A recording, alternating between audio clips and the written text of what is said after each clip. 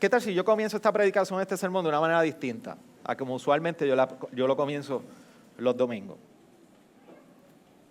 Pero puedes pensar por un momento cuán cansado tú te puedes sentir hoy.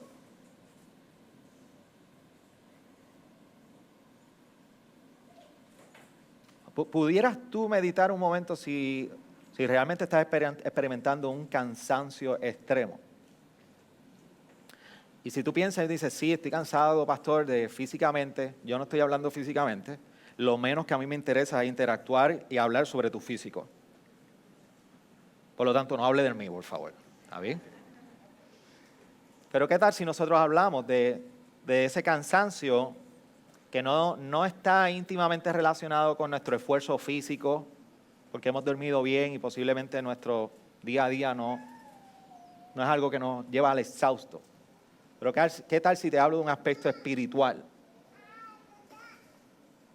Ese cansancio, y al que me refiero, es ese cansancio de luchar con tu pecado, es ese cansancio de sentir que pareciera que no puedo salir del mismo hoyo y pareciera que realmente mi vida espiritual es así, es arrastrado o arrastrada. Ese es el cansancio que yo te hablo. Y yo quisiera que tú te pudieras contestar esa pregunta. Si hoy tú estás aquí, de alguna manera te sientes así espiritualmente, extenuado por completo. Y aunque ustedes no lo crean y no es visible y no se les pasa por la imagen, su pastor en cierta época de su vida levantó mucha pesa. Gracias, Orlando, por reírte. Qué bueno que es nuestro diácono.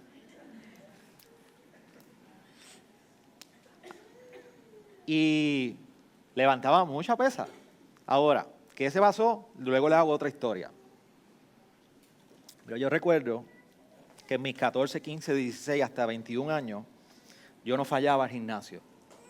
Y tenía un amigo en la comunidad, en el vecindario, que estudiaba conmigo en high school y era mi partner. Siempre íbamos juntos. Todas las tardes, a las 5 de la tarde, nos íbamos juntos. Y él y yo siempre nos retábamos. Y eso es lo hermoso de nosotros poder hacer un ejercicio físico, pero acompañado. La ventaja es que puedes hacer mucho más y sientes el ánimo. Y yo siempre fui bien flojo en la barra de pecho. Y él era muy fuerte en la barra de pecho. Y un día él no fue conmigo. Y yo dije, ¿sabes qué? Esta semana yo voy a tratar de aumentar mi peso. A ver si la semana que viene lo alcanzo. Y a este que está aquí se le ocurrió poner cierto peso y comenzar a hacer ejercicio hasta que mi hermano, ¿sabe qué pasó? Que la barra se quedó en el mismo centro de mi pecho y yo necesitaba ayuda, pero mi orgullo no me dejaba. ¿Y sabe lo que hice? Que viré la barra un poquito, y las pesas se fueron cayendo. Y entonces la puse a levantar. Este es el problema con nuestra vida espiritual igual. Nos encanta sentir que somos capaces de levantar un peso y de movernos en una dirección sin ayuda. Y cuando te hice la pregunta al principio de cómo te sientes y si te sientes cansado espiritualmente, es lo más similar posiblemente a sentir que todo el peso lo tienes aquí encima y no puedes salir de ahí, no puedes levantar y moverte de lo extenuado espiritualmente que se siente el manejar tu vida espiritual y tu pecado.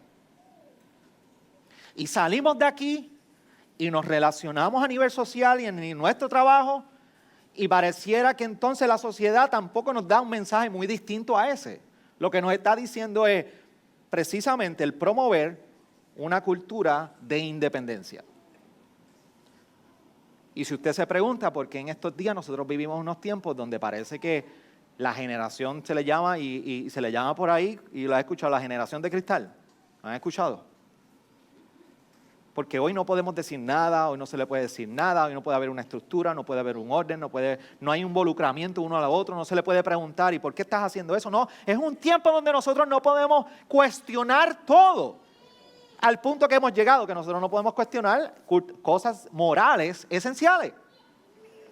Así que ya hemos llegado al punto donde es una vergüenza, o de cierta manera es una invasión a la privacidad el poder marcar cuál es tu sexo. Todos estamos conscientes de eso. Ahora, ¿qué tal si nosotros cuando nos acercamos a la palabra nos percatamos de que realmente este no es el llamado de la palabra? Realmente cuando Jesús está hablando, Jesús no está promoviendo una cultura en nuestra vida espiritual de independencia. Cuando nosotros en Mateo 11 vemos la escritura, la semana pasada nosotros estábamos escuchando las palabras de Jesús en una dirección donde realmente estaba hablando y reafirmando el llamado como Mesías. Y una de las cosas que hace Mateo es que cuando está presentando toda esta biografía de la vida de Jesús, y toma las palabras de Jesús, Jesús mismo está haciendo referencia al cumplimiento en un sinnúmero de ocasiones en Isaías. Y lo que viene diciendo Jesús y haciendo es reafirmando su naturaleza divina como hijo de Dios y haciendo una referencia como el Hijo del Hombre en cumplimiento de Daniel 7 y esa figura de Daniel 7, soy yo Jesús. Y en Mateo 11 nuevamente Jesús viene y hace una referencia al cumplimiento de la expectativa de un Mesías que vendría a liberar y hacer algo distinto por el pueblo de Israel. Lo interesante es que cuando Isaías está escribiendo y está recibiendo la revelación de Dios como profeta para su pueblo, Isaías no tiene en mente a Jesús. Yo quiero que usted lo entienda. Isaías, Dios lo está usando para hablar en el contexto de ese momento dado, pero Jesús viene a hablar y a decir, las palabras de Isaías, el mensaje de Isaías, viene a encontrar un cumplimiento mayor en mí. Soy yo de quien hablaba Isaías. Soy yo el Mesías de quien se viene anunciando. Y por eso Jesús hace referencia a Isaías 35.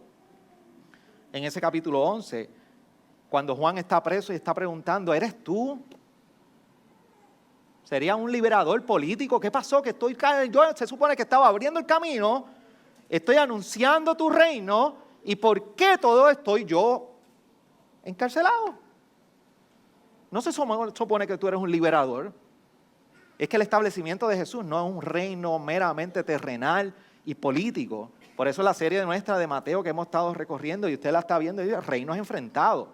Es un reino que viene a enfrentar el reino terrenal. Y Jesús viene y dice, he aquí yo envío mi mensajero delante de ti, quien preparará tu camino delante de mí. Pero más adelante, cuando nosotros vemos las palabras, perdónenme, un poco atrás, antes de esto, el versículo 4 al 6, Jesús está respondiendo cuando le hacen la pregunta y dice, vayan y cuenten a Juan lo que oyen y ven. Los ciegos reciben la vista y los cojos andan. Los leprosos quedan limpios, los sordos oyen. Los muertos son resucitados y a los pobres se les anuncia el evangelio. Y bienaventurado en el que no se escandaliza de mí. Jesús viene a reafirmar las palabras de quién es en su naturaleza como hijo de Dios. Y cuando nosotros nos acercamos a esta última parte de Mateo 11 que estamos leyendo y que apenas leímos, Jesús está haciendo una gran invitación. Y es una invitación que va en múltiples direcciones. Porque nosotros nos podemos preguntar qué relación tiene esos primeros 4 versos, del verso 20 al 24, con que venid a mí todos los que estáis cansados y cargados y yo os haré descansar. Tiene mucho que ver. Porque la invitación que Jesús está haciendo en este pasaje, la primera que hace es un llamado al arrepentimiento. Por eso cuando Jesús está hablando y está haciendo los milagros, y en el tiempo moderno que nosotros vivimos, yo lo vengo diciendo y repitiendo una y otra vez, y no me cansaré de decirlo y una vez otra vez, las prácticas de milagro y lo que hizo Jesús como milagro, no fue una práctica eclesiológica para el tiempo de hoy. Jesús puede sanar hoy. Dios puede sanar hoy, Dios puede sanar, intervenir y hacer como Él lo quiere soberanamente. Pero entendamos que en los evangelios Jesús no está estableciendo una práctica eclesiológica. de que los milagros tienen que ser dados cuando nosotros digamos en el Evangelio, y si tiene duda vaya a Juan 14, 15, 16, donde Jesús viene a hablar de esas maravillas y cómo el Espíritu Santo viene a recordar acerca de ese mensaje. Lo que está haciendo es que está validando y le está dando autenticidad a que el que está ahí verdaderamente haciendo esa obra es el Hijo de Dios. Por esto era la confrontación constante de los fariseos, preguntando y diciendo, ¿quién es este para no solamente sanar y perdonar pecado?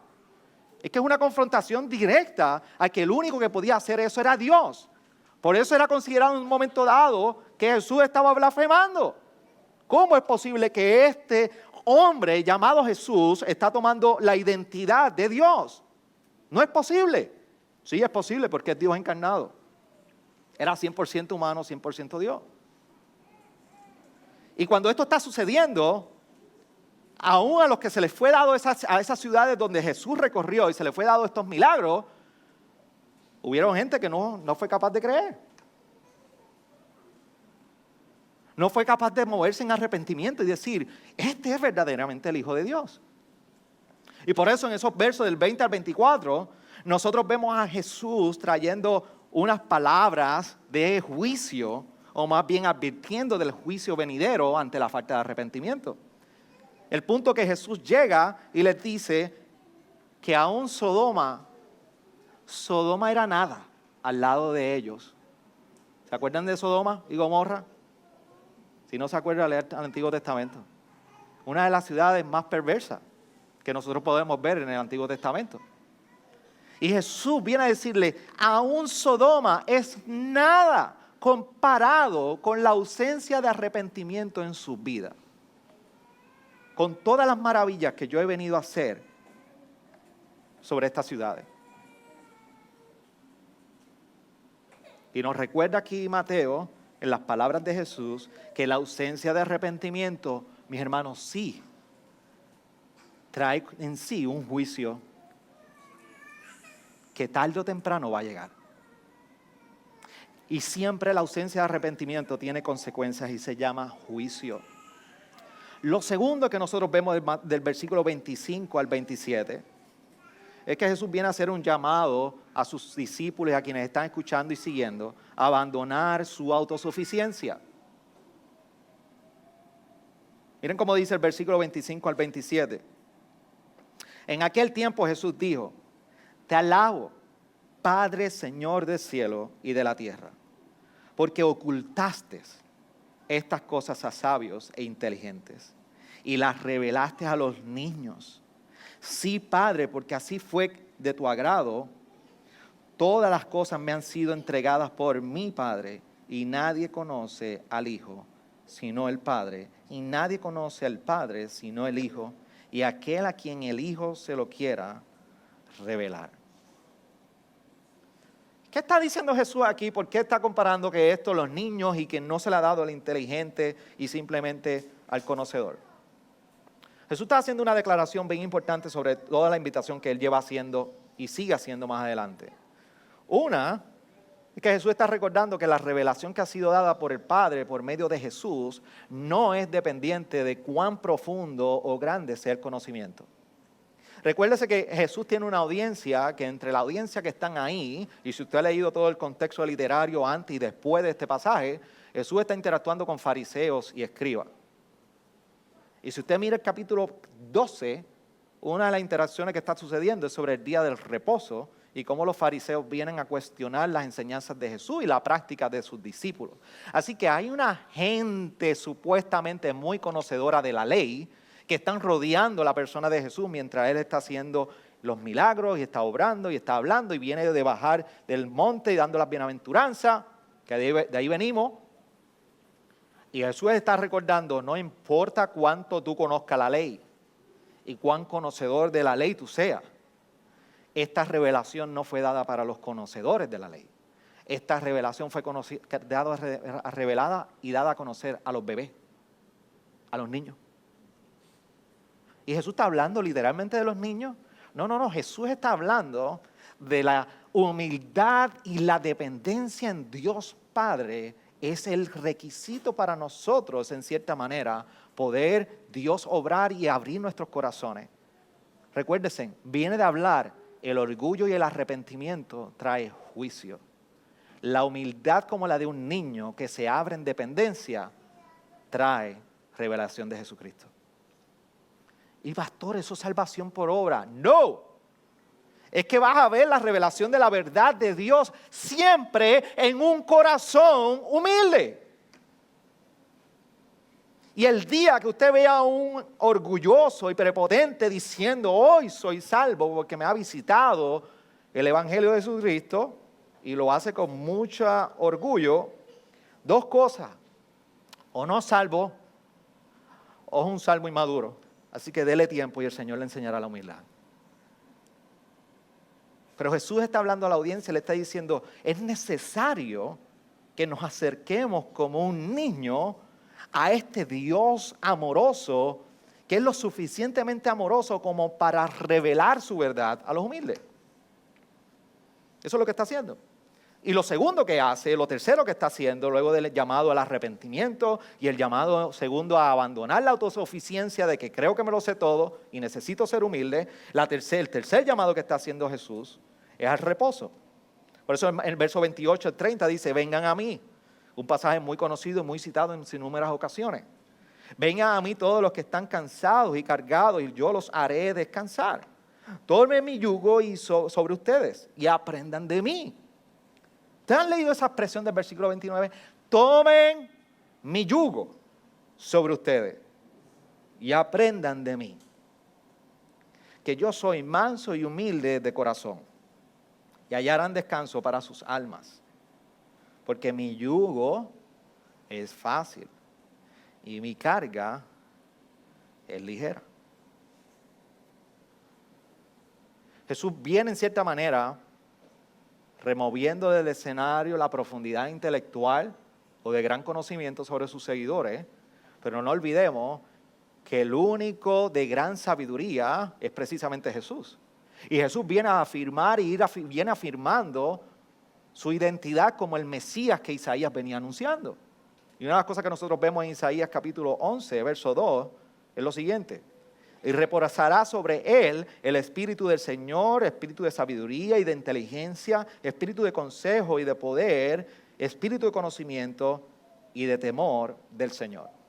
Pastor, ¿por qué estás diciendo esto? Porque hace unas palabras, un momento atrás, Jesús viene diciendo, hey, no importa cuánto tú conozcas, la revelación de Dios es para los que abren en su corazón en humildad. Pero de momento está diciendo, ahora aprendan de mí. Y lo que está haciendo Jesús es que está estableciendo un contraste entre las enseñanzas de los escribas y los fariseos versus su propia enseñanza. Y la está tomando como una metáfora del yugo.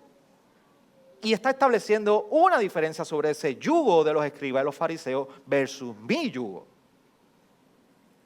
Por eso cuando nosotros vemos este contraste, es importante entender que más adelante en el contexto de Mateo, Jesús viene trabajando este tema sobre la práctica de la ley y de las rituales de los ancianos. Por eso cuando vamos a Mateo 15, versos 1 y 2, está diciendo, entonces se acercaron a Jesús algunos escribas y fariseos de Jerusalén diciendo, ¿por qué tus discípulos quebrantan la tradición de los ancianos?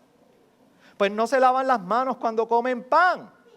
Y Jesús les preguntó, ¿por qué también quebrantan ustedes el mandamiento de Dios a causa de su tradición?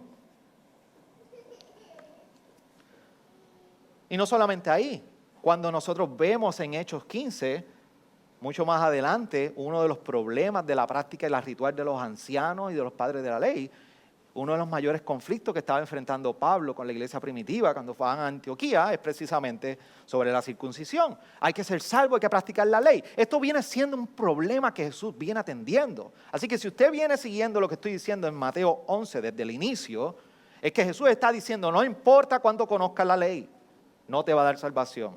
Y cuidado, porque ese yugo es carga pesada y te hace sentir que no puedes, que estás muy pesado. Así que viene a establecer un contraste entre la enseñanza de los escribas y los fariseos, su propia enseñanza, que viene a ser entonces un patrón en la vida de Jesús en su enseñanza. Y es importante que nosotros sepamos que cuando nosotros vemos la imagen del yugo siempre va asociada a servidumbre. De hecho, la imagen de un yugo siempre iba asociada con un conquistador, con un vencedor. Y si usted ha visto las películas medievales, que quizás son las más que se acercaran con la imagen de un yugo, el yugo viene a ser como ese pasador en madera que se colocaba y a todos los presos de guerra se le colocaba ese yugo para mostrar en cierta manera, no solamente para subordinarlos y cierta manera restringirlos, es que era un indicativo y era visible el decir, eso es propiedad del nuevo conquistador.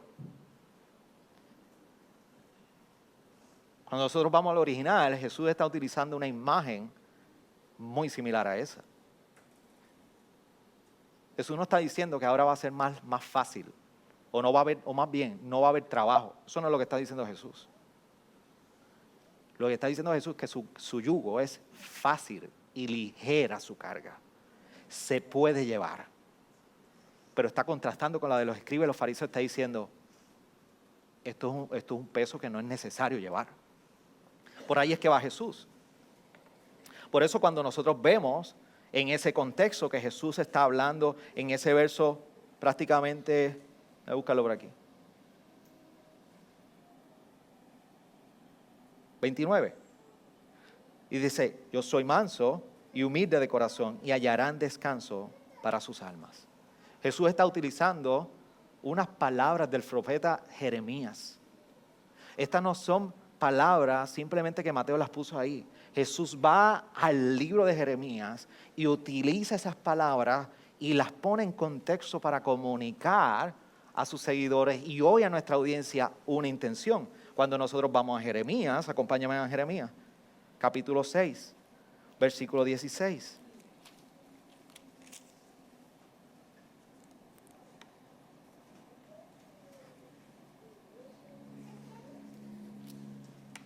Mira cómo dice el verso 16.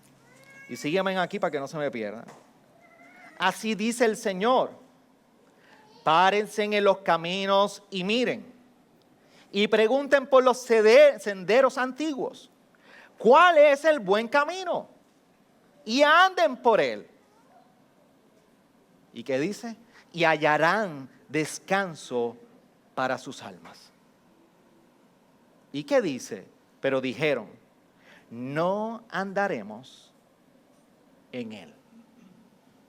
Yo quiero que entiendan, si usted está familiarizado con el contexto de Jeremías, que no le hemos predicado aquí todavía la serie, posiblemente el año que viene, pero Dios levanta al profeta Jeremías como hacía Isaías, advertir al pueblo, y había un gran problema si usted lee esos primeros capítulos, 5 capítulos previos al 6 en Jeremías.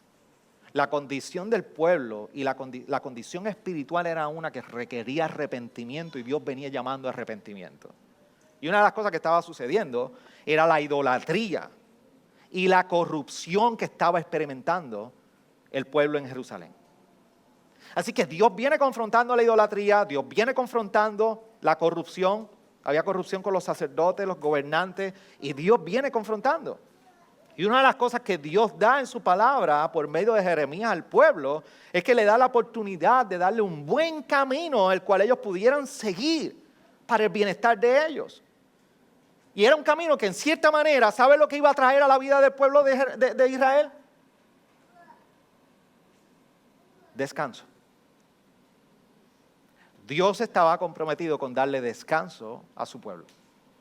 ¿Cuál fue la respuesta? No andaremos en él.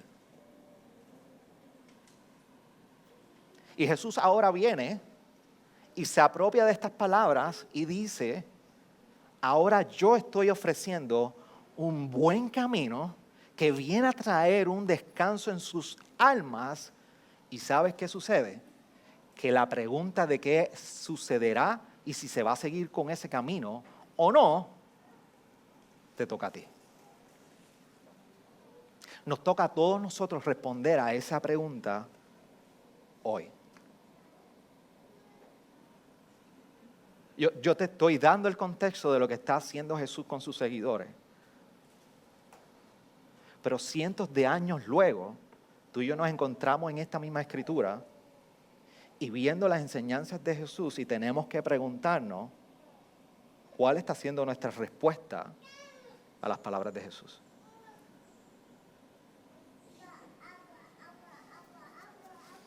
¿Qué tal si Dios hoy, por medio de Jesús y su palabra, te recuerda de que donde tú estás hoy es parte de un buen camino que Dios quiere darte para que halles descanso a tu alma?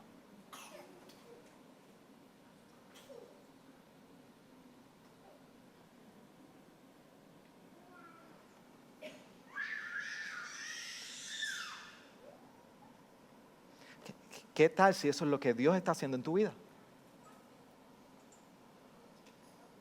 ¿Qué tal si eso es lo que quiere hacer? La pregunta es, ¿cuál está siendo tu respuesta? Y la razón por la que voy lento es porque yo quiero que eso aterrice bien en tu corazón. Porque yo no le predico a la iglesia que está ahí al frente, yo le predico a ustedes que están aquí. Tú tienes que responder la pregunta, ¿qué tú vas a hacer con el llamado que Dios, por medio de Jesús, está haciendo en esta porción de la Escritura?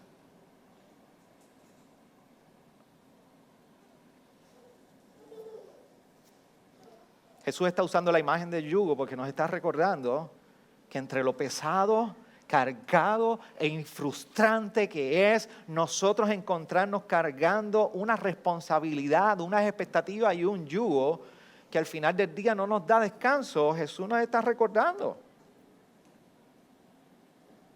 que su yugo es agradable. Y pastor, ¿cómo yo sé que estoy cargando el yugo que es de Él y no es el mío? Bueno, una de las cosas que vas a encontrarte como creyente es que la vida cristiana la vas a encontrar en gozo, te vas a encontrar en deleite, te vas a encontrar en regocijo, a pesar de lo más difícil de tus días. No estoy diciendo que es la única manera de tú poder reflexionar y decir, este es el yugo de Jesús, que es ligero y hace ligera mi carga. Pero al menos quiero que reflexiones por un momento cómo está tu vida espiritual hoy y de qué manera tú estás respondiendo a las palabras de Jesús.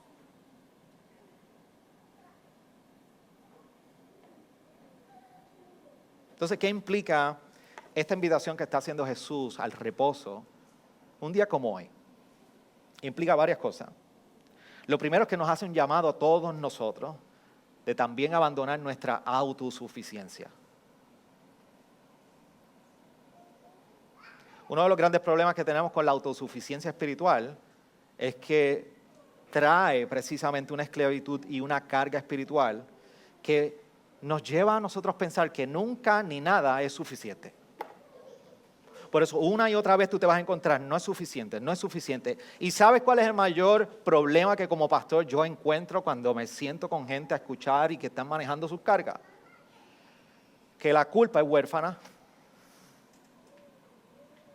¿Y sabes por qué yo lo sé? Porque también soy pecador y soy profesional en la autosuficiencia. Soy un profesional en la autosuficiencia. Mi responsabilidad como pastor es recordarles a ustedes que ustedes también son profesionales. Algunos me venden la idea de que somos muy novatos. No, todos somos grandes profesionales en la autosuficiencia. Y si tú eres un no creyente y hoy estás aquí, dame dejarte saber que también eres un profesional en autosuficiencia. Y cuando nosotros hablamos de la autosuficiencia, es que por alguna razón, aunque el evangelio de Cristo haya llegado a tu vida, que asumo, hay visitas hoy con nosotros, pero por la membresía nuestra, asumo que la mayoría somos personas que hemos experimentado esa transformación espiritual y somos redimidos. Pero una de las cosas que sucede con esa vieja criatura en nosotros, con esa que constantemente la carne sale a flote y quiere luchar entre la batalla, lo que dice Romanos 7, 8 y 9, esa lucha con la carne, es que a veces, por alguna razón, queremos sentir que estamos haciendo algo que nos hace sentir merecedores de salvación. Siempre. Queremos encontrar nuestra vida en esa dirección. Queremos encontrar de una manera que sentimos que aportamos algo que trae paz a nuestra conciencia de que realmente somos salvos. Y esa es la razón por la cual si usted no se salta un devocional un día, se siente menos espiritual que el día anterior. Y no sé quién nos enseñó que Dios deja de ser Dios cuando sucede algo como eso. Pero eso es otra historia. Y eso tiene que ver mucho con el legalismo en nuestras vidas. El legalismo no es solamente algo de Gálatas, de la epístola de Gálatas. El legalismo no es un asunto solamente que lo experimentamos afuera de la iglesia o dentro de la iglesia. El legalismo es un problema del corazón y nos hace pensar que tú y yo debemos hacer algo para sentirnos que hemos logrado. Leía esta mañana en un tiempo de lectura y me llevó una porción del párrafo que estaba leyendo de un libro. Hace referencia a esto y menciona algo que me pareció curioso. El legalismo no solamente a nivel personal nos lleva a pensar que somos autosuficientes, es que puede llevarnos a pensar que como iglesia es más fácil y es más conveniente confesar nuestro pecado en el pub, en el lugar más mundano que en la misma iglesia. Iglesia, ustedes y nosotros debemos cuidar nuestros corazones de sentir y promover una cultura entre nosotros legalista. Cuando nosotros promovemos una cultura legalista, es una cultura que nos lleva a dictar que somos autosuficientes, que la gracia de Dios no tiene nada que aportar en nosotros. Pero no solamente es un llamado a abandonar la autosuficiencia, es un llamado también a reconocer que Él es el único que puede proveer un verdadero reposo espiritual sobre nuestras vidas. Por eso cuando Él está haciendo este llamado que puede traer reposo y verdadero descanso, el contexto de lo que viene la próxima semana es el Sabbat, es el día del reposo. Y entra la gran controversia con los fariseos sobre el reposo, qué es el verdadero reposo, qué se debe hacer el día del reposo. Y Jesús está recordando, yo soy el reposo, yo soy la práctica del descanso, yo soy más allá de un día el que da el descanso a tus almas. Y a nosotros hoy nos recuerda, vengan a mí todos los trabajadores cansados, porque yo os haré descansar. Así que Él es el verdadero descanso y sus palabras tienen muchísima expectativa. Las palabras de Jesús vienen recorriendo siglos. Porque cuando nosotros vamos a Éxodo 33:14, se les recuerda al pueblo de Israel, Él respondió lo siguiente: mi presencia irá contigo y yo te haré descanso. La promesa en los salmos, en un salmo muy conocido de nosotros, recoge toda esta promesa de los salmos en el verso 2 y 3, en el salmo 23, que en lugares verdes, de verdes pastos me hace descansar. Junto a aguas de reposo me conduce. Él restaura mi alma, me guía por senderos de justicia. En los profetas, aún en la mundanalidad y la idolatría del pueblo, les recuerda por medio de Ezequiel 34, 15 al 16, yo apacentaré mis ovejas y las llevaré a reposar, declara el Señor Dios. Buscaré la perdida, haré volver la descarriada, vendaré la perniquebrada y fortaleceré la enferma. Pero destruiré la engordada y la fuerte, la apacentaré con justicia. Jesús nos recuerda, iglesia, Él es nuestro verdadero reposo espiritual. Lo tercero, no solamente es un llamado a abandonar nuestra suficiencia, no es solamente un llamado a reconocer que es el verdadero proveedor de nuestro descanso, es que también es un llamado a la dependencia en Él.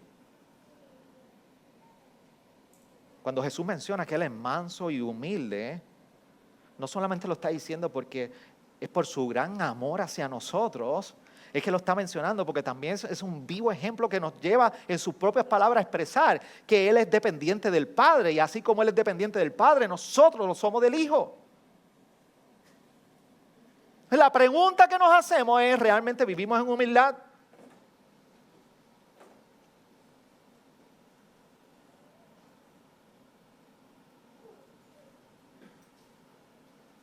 ¿Realmente vivimos en humildad?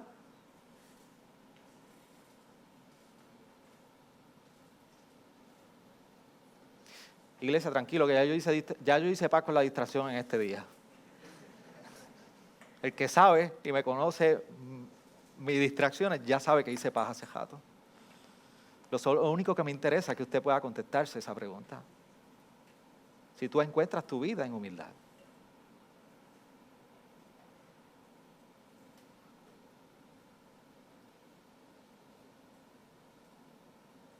Y tú puedes saber si tú encuentras tu vida en humildad porque dependes de Él, porque te encuentras dependiendo de Él.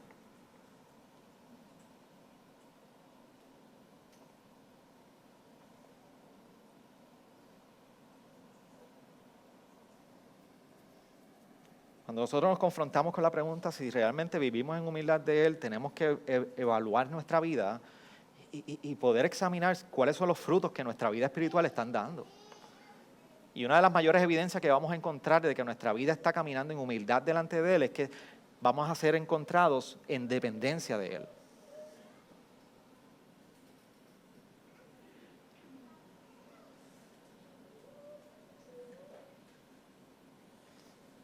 Cuando nosotros éramos niños, yo no sé si usted se recuerda, los que son padres todavía saben esa experiencia, y mis papás me llevaban a diferentes sitios que estaban con mucha gente, muy congestionados, con mucha gente.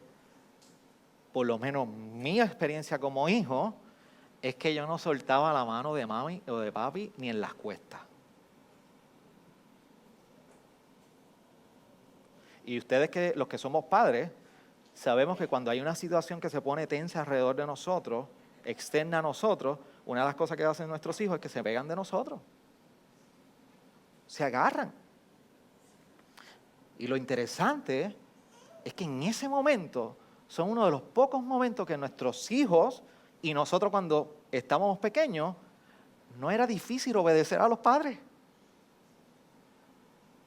Porque la experiencia de amor, la experiencia de protección y seguridad es suficiente para movernos a nosotros a obedecer a nuestros padres en circunstancias como esa.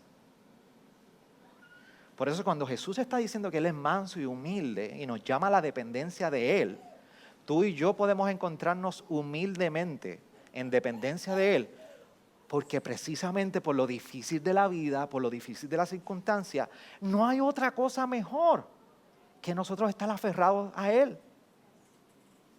Así que nosotros nos aferramos a Él, no porque nuestra obediencia nos va a llevar a lograr algo en ese ejercicio, es que el amor de Él en nosotros presente y recordándonos que puede traer descanso a nuestras almas, nos lleva, nos gravita automáticamente en amor hacia Él. Y por eso hace sentido las palabras de Jesús en Juan 14:15. Cuando Él decía, si me amáis, obedecéis mis mandamientos. Jesús nunca dijo, obedéceme para que me ames. Siempre nos recordó, porque me amas, vas a obedecer. Y este es el Jesús que nos está hablando hoy. Este es el Jesús que nos está hablando en el quebranto, este es el Jesús que nos habla en la lucha del pecado, este es el Jesús que nos habla en el dolor, en la herida. Y este es el Jesús que nos habla cuando sentimos que tenemos el sartén por las manos.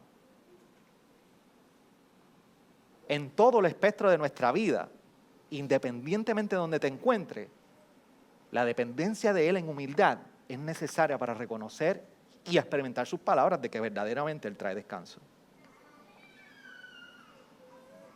Una de las mayores enseñanzas que me dejó mi papá es cómo agarrar un buen marrón y cómo agarrar una picota. Y yo no soy el más handyman. Antes que lo diga mi esposa, lo digo yo. Pero usted me pone una picota y un marrón, y Orlando, ¿verdad que parezco un profesional?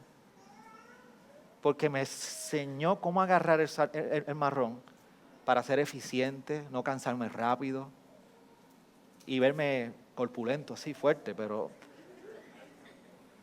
no es verdad.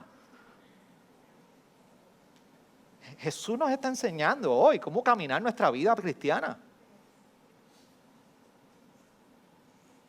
Jesús nos está recordando hoy, y sus palabras es una invitación y enseñanza, es decir, ven, esta vida cristiana se puede hacer en regocijo y he venido para traer libertad y reposo a tu alma.